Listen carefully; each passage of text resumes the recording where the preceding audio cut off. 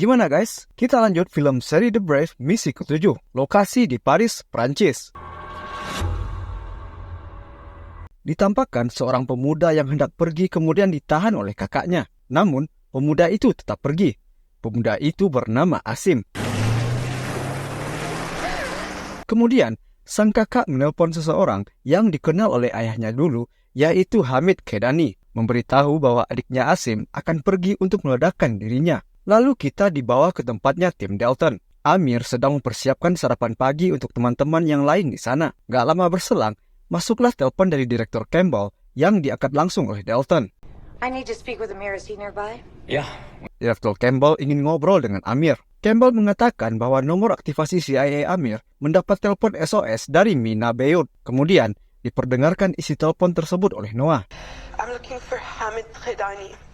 Mina Beyut ini adalah kakaknya Asim tadi. Hannah lalu memberikan lokasi di mana Mina menelpon. Noah juga mengatakan pesan Mina tadi sesuai dengan informasi intelijen Prancis bahwa kemungkinan akan ada serangan yang terjadi di Paris. Mengetahui Asim yang akan meledakkan dirinya, Amir mesti bergerak untuk menyelamatkan Asim dan akan kembali menyamar seperti kerjanya yang dahulu. Semua tim mempersiapkan segala sesuatunya untuk Amir. Untuk kebutuhan menyamarnya, Amir tidak ingin dibekali oleh apapun, baik radio, kamera, handphone, atau apapun itu. Amir sudah tahu pergerakan yang akan dilakukannya ketika menyamar, karena sebelumnya Amir telah menyamar dalam kelompok ini selama 3 tahun. Alright.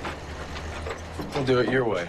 Lalu kita dibawa ke tempat Mina Beyut. Tiba saja, Amir datang menemui Mina. Di sini peran Amir sebagai Hamid Kedani. Mina yang kaget disuruh tenang oleh Amir. Tim Dalton yang lain standby di luar memantau keadaan. Amir menanyai Mina, siapa yang membawa Asim? Mina lalu memberitahu orang yang membawa Asim itu ada di kafe tempat Mina bekerja. Orang itu bernama Omar. Dengan segera, Amir menemui Omar.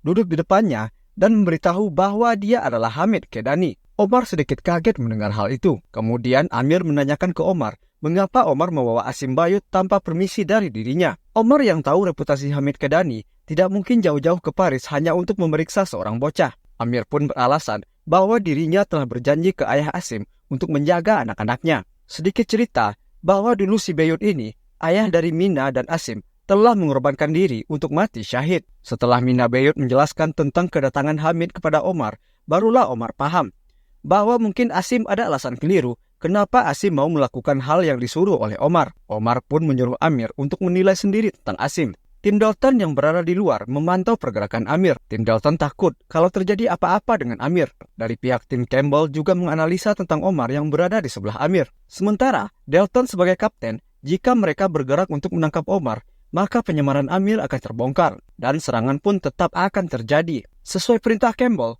keputusan diambil oleh Dalton. Alright, let him walk. Everybody stand down.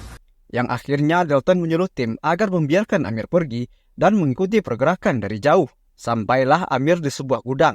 Yang kemudian tim Dalton juga telah berada di sana melihat kondisi Amir. Setibanya berada di gudang itu, Amir diperiksa oleh Omar yang kemudian mendodongkan senjata ke Amir bahwa Amir telah diikuti oleh temannya. Di posisi ini, Amir disuruh mengaku oleh Omar. Mengapa mereka diawasi? Tim Dalton yang melihat keadaan ini sudah tidak sabar untuk segera menembak Omar. Dalton yang tahu hal itu menyuruh timnya agar menahan tembakan karena Omar hanya menggertak Amir. No one fires, that's an order. It's a bluff. Dan memang benar, Omar tidak jadi menembak Amir. Kemudian Omar mengajak Amir ke tempat ruang operasi. Amir masuk ke dalam sambil melihat situasi dan kondisi yang ada di gedung itu. Lalu ketika Amir bertemu dengan Asim, Asim langsung menanyakan tentang apakah Asim merasa terpaksa untuk melakukan pekerjaan ini. Ternyata, Asim memang kuat ingin berkorban seperti ayahnya dahulu. Omar yang tahu tentang janji ayah Asim ke Amir, langsung menyuruh Amir agar membawa Asim. Tapi Amir tidak jadi membawa Asim. Amir melepaskan Asim begitu saja. Hal ini membuat bingung tim Dalton yang berada di luar gedung. Setelahnya, Amir dijemput oleh Dalton di suatu tempat. Saat penjemputan itu, Jess yang tidak tahan langsung emosi ke Amir. Mengapa Amir melepaskan Asim? Karena misi mereka untuk menyelamatkan Asim. Dalton yang melihat mereka bertengkar menyuruh untuk masuk ke dalam mobil. Di dalam mobil, Amir menjelaskan ke Dalton bahwa bom bunuh diri itu bukan untuk satu orang tapi ada 2 orang. Terus Amir saat di gedung mendengar suara radio untuk ambulans. Yang dianalisa Dalton bahwa setelah bom pertama meledak yang dibawa Asim, akan ada bom kedua yang dibawa dengan ambulans. dengan ledakan yang lebih dahsyat yang targetnya polisi, para medis, relawan, dan lainnya. Jadi walaupun Asim dibawa, rencana Omar tersebut tetap akan berjalan. Lalu, dengan segera, Dalton melaporkan kejadian ini ke Campbell dan menyatakan Paris sedang dalam bahaya dalam waktu 12-24 jam ke depan. We'll zero in on possible targets, but that's gonna take a while. Tim Campbell pun mencoba menganalisa tempat di mana kemungkinan terjadi serangan ini. Dan rasanya, untuk mencari tempat kejadian akan membutuhkan waktu yang lama. Bridge dan McGee disuruh Dalton untuk selalu mengawasi Asim berada di gedung. Saat Bridge dan McGee memantau keadaan, tiba-tiba ada kejadian panik di gedung tersebut. Di lain sisi, untuk mencari di mana serangan Asim ini terjadi, Amir punya satu cara, yaitu masuk ke kamarnya Asim untuk mencari sesuatu yang kira-kira bisa menunjukkan di mana serangan akan terjadi. Dan dibantu oleh Mina yang kebetulan mendapati Amir sedang berada di kamarnya Asim. Karena tidak ada respon dari Dalton, Bridge dan McGee menerobos masuk ke dalam gedung itu. Diperiksa semua ruangan yang ada, tidak ditemukan satu orang pun di sana. Di saat mereka menemukan lubang pelarian bawah tanah, tentara Prancis masuk ke gedung untuk menggerebek. Bridge dan McGee langsung menyerah ketika tentara itu masuk. Campbell yang tahu dua orang tim Dalton ketangkap, langsung menelpon seseorang agar jangan mengganggu rencana yang sedang mereka jalankan. Dalton yang sudah terhubung kembali dihubungi Campbell. Informasi belum didapatkan oleh Campbell, begitu juga dengan Dalton. Dengan kondisi begini, Amir mengambil keputusan untuk segera menemui Omar. Alamat didapatkan dari barang-barang Asim. Campbell ragu atas tindakan Amir ini, karena Amir bisa dituduh sebagai pengkhianat karena markas Omar barusan digerebek. Amir bisa memanfaatkan hal itu dengan mengarang cerita. Omar bisa menjadi bingung, kalau Amir emang pengkhianat, kenapa mau datang ke tempatnya Omar? Dalton tetap kurang setuju dengan keputusan yang diambil oleh Amir. Kemudian, ditampakkan Amir yang menemui Omar. Dipantau dari jauh oleh tim Dalton. Semua mengambil posisi sudut masing-masing. Okay, I got him. Di rumah itu ada Jabir, asisten Omar, yang kemudian pergi lalu diikuti oleh McGee dan Bridge. Okay, copy that.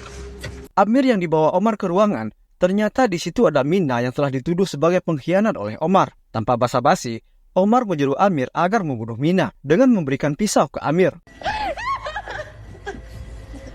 Dalton yang berada di luar memantau keadaan, segera bersiap untuk membantu Amir. Di saat Amir ketahuan oleh Omar karena tidak jadi membunuh Mina, langsung dengan cepat Dalton dan Jess melumpuhkan orang yang berada di ruangan tersebut. Omar pun dibunuh oleh Amir. Campbell yang memantau pergerakan Asim melaporkan kondisi terbaru ke Dalton. Dalton dan tim segera bergerak. Sambil koordinasi dengan tim Campbell, mereka mencari GPS mobil yang dipakai oleh Jabir. Dan mereka menemukan lokasi tempat kira-kira akan terjadi serangan.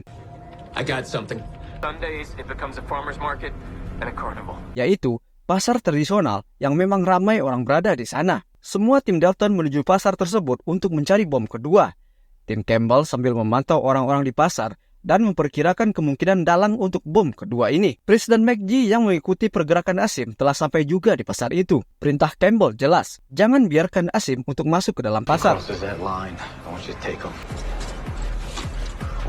Bridge dan McGee standby di mobil memantau dengan sniper mereka masing-masing. Asim mulai berjalan menuju pasar itu. 25. Semua menunggu pergerakan dari Asim. Sampai akhirnya Asim berhenti tepat di barikade tersebut. Asim kemudian membalikkan badannya dan hendak kembali ke mobil. Di saat itu, Amir melihat seseorang yang seperti menunggu kedatangan Asim. Diperkirakan itu adalah orang yang membawa bom kedua. Di saat Asim hendak balik itu, Jabir yang berada di mobil mau menembak Asim. Dengan cepat langsung dilumpuhkan oleh Bridge. Ketika nampak tim Dalton sedang berlari, orang yang membawa bom kedua hendak menghidupkan bom tersebut. Namun dengan cepat dilumpuhkan oleh tim Dalton. Dan polisi Prancis pun datang. Tim Dalton berlalu pergi dari pasar itu. Di akhir cerita, Mina diberangkatkan ke Amerika oleh Amir. Asim menyerah ketika ditangkap oleh polisi Prancis. Lalu ditampakkan Amir yang sedang menyiapkan makanan untuk tim Dalton.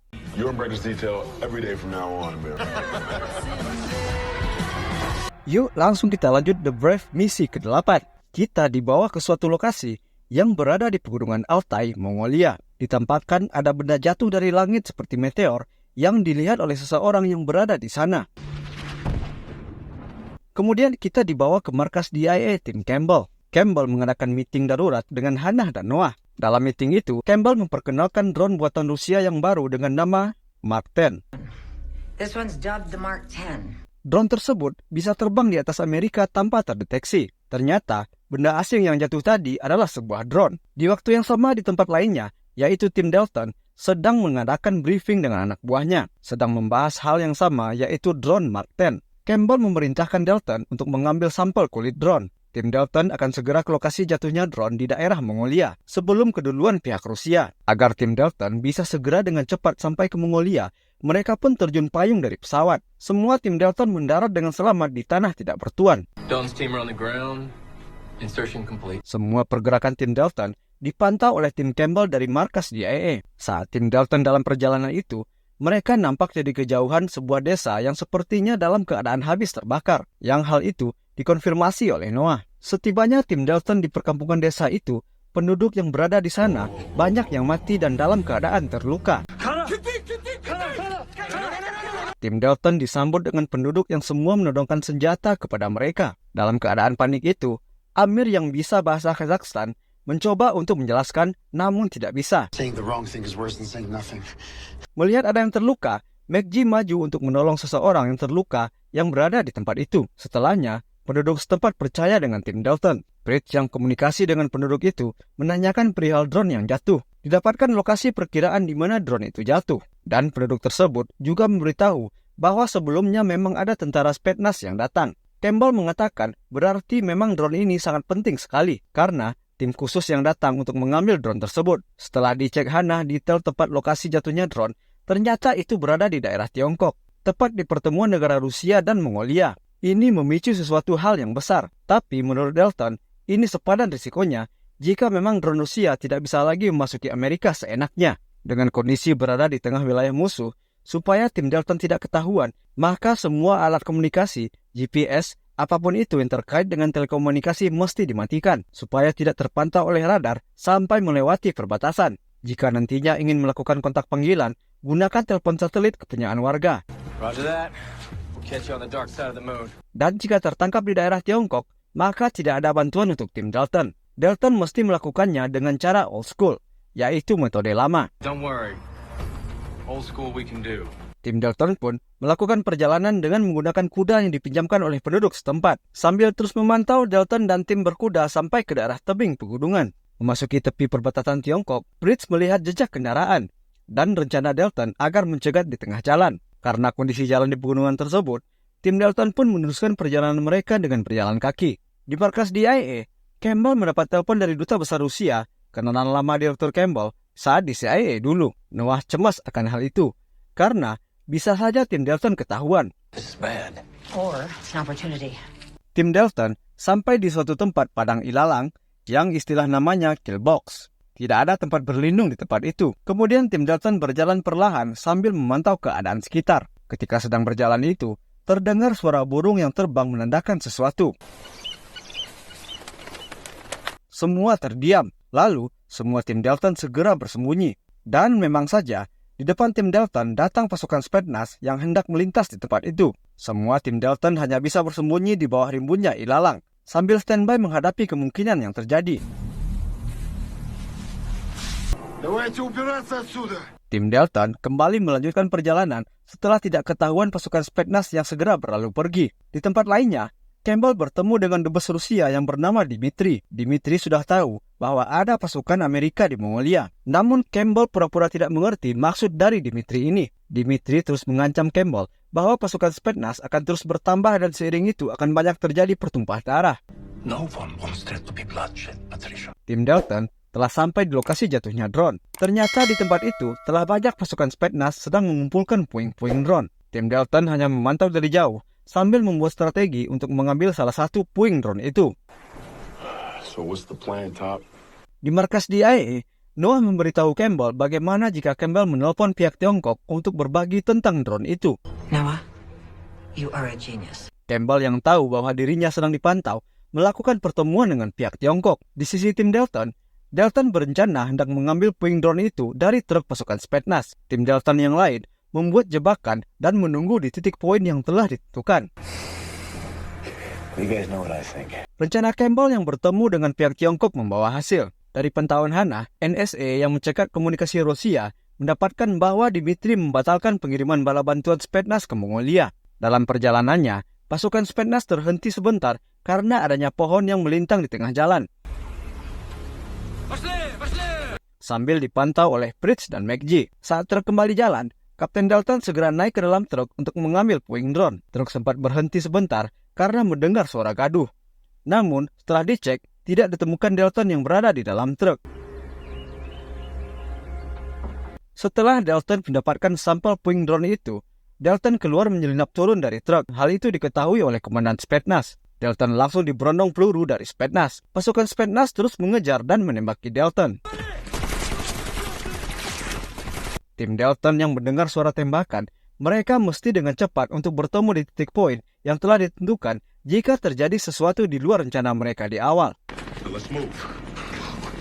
Di markas DIA, Noah memberitahu Campbell bahwa ada sebuah telepon yang diletak Dalton tadi yang menghubungi ke pihak Kremlin Rusia tanpa ada suara, hanya open mic. Campbell tersenyum. Ternyata itu taktiknya Dalton agar pihak Tiongkok menyadap panggilan itu sehingga Tiongkok tahu keberadaan Rusia yang sedang berada di kawasannya. Dalton yang berlari dengan cepat bisa diikuti oleh Komandan Spetsnaz. Dikejar terus sampai komandan itu mendapati Dalton. Pertarungan terjadi dengan sengit. Dalton terdesak dengan komandan itu. Sampai akhirnya, Dalton bisa membunuh Komandan Spetsnaz tersebut. Setelahnya, pasukan Spetsnaz terus mengejar Dalton yang berusaha berlari sampai berada di tempat ilalang yang istilahnya kill box. Dalton terus berlari kencang. Saat terdesak itu, Dalton terjatuh. Kemudian tim Dalton yang lain langsung menyambut pasukan Spetsnaz dengan tembakan beruntun secara cepat dan tepat. Dalton yang terkapar dengan cepat diperiksa oleh McG. Dalton tidak terluka, tapi tulang rusuknya patah. Misi mengambil sampel puing drone berhasil. Mission accomplished. Berikutnya diperlihatkan pasukan Spetsnaz yang dicegat oleh pasukan Tiongkok. Lalu, pasukan Tiongkok menangkap pasukan Spetsnaz tersebut. Kemudian, nampak pasukan Tiongkok menemukan telepon satelit yang diletak Dalton dalam truk tadi. Lalu, tidak lama kemudian, Campbell menerima telepon dari Dalton yang memberitahu bahwa keadaan mereka baik-baik saja. Command, that's Mortem Actual. Loud and clear, and so happy to hear from you. Hana dan Noah pun berpamitan untuk segera pulang karena tugas mereka sudah selesai. Di saat Hana dan Noah masuk lift, Direktur Campbell segera memanggil Hana dan Noah bahwa ada sesuatu yang muncul di penyadap Rainier. Penyadap Rainier ini dipasang pada misi Brave ketiga. Ternyata, sesuatu itu adalah tentang orang yang menyerang Amerika di pantai Turki waktu lalu, yaitu Fahim Jarif. You made a deal with Fahim Jarif, and what did you just do? Kisah ini dalam misi pertama The Brave. Untuk hal ini, Campbell akan mengutus tim Dalton.